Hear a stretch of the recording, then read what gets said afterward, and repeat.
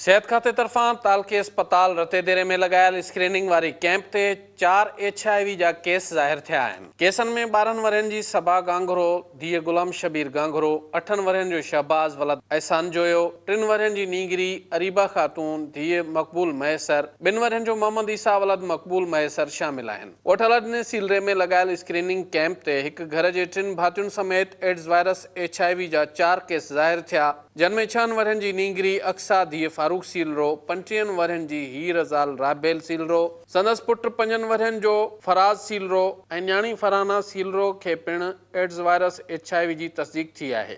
AIDS virus HIV में मुब्तला मरीज़नि जो तइदाद 45 थी वियो आहे। ॿिए तरफ़ असिस्टेंट कमिश्नर रतोदेरो काज़ी सरदार अहमद जी मौजूदगीअ में 17 ख़ानगी अस्पतालूं सील करे उन्हनि खे ताला हया विया आहिनि, जॾहिं त हिकु MBBS डॉक्टर पारां क़ाइमु कयल गैर क़ानूनी ऑपरेशन थिएटर खे पिणु सील कयो वियो। हेल्थ केयर कमीशन जे डायरेक्टर अयाज़ मुस्तफ़ा मेमुन चयो त 17 गैर मयारी ख़ानगी अस्पतालुनि खे सील कयो वियो आहे ऐं ॿियनि डॉक्टरनि खे चेतावनी ॾिनो वियो आहे जेकॾहिं का बि गैर मयारी ख़ानगी अस्पताल संदन कमीशन जे मयार ते न लहंदियूं तो उन्हनि ख़िलाफ़ कार्रवाई थींदी। इहो एक्शन रुगो हिते रतोदेरो में कोन पियो हले, इहो सॼे सिंध में पियो हले। हिन असीं 5 ज़िलनि में ऑलरेडी ऑन ग्राउंड आहे, असांजी टीम ऐं कमु करे पई।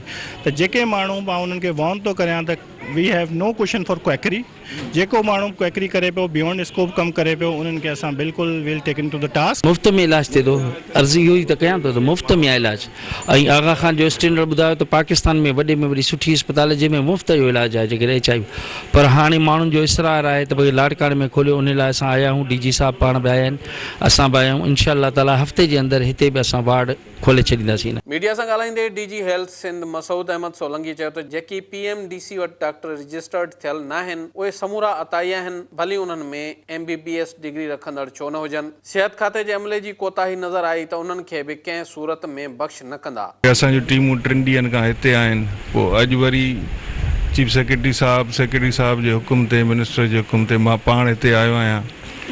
मूंसां गॾु पूरी टीम आहे हेल्थ डिपार्टमेंट में, जंहिंमें एड्स प्रोग्राम जो PD उहो बि गॾु आहे, असांजी ब्लड ट्रांसफ्यूजन अथॉरिटी जूं टीमूं बि आहिनि। सिंध एड्स कंट्रोल प्रोग्राम जे PD डायरेक्टर सिकंदर मेमण चयो त HIV हिकु वायरस आहे पर एड्स बीमारी न आहे।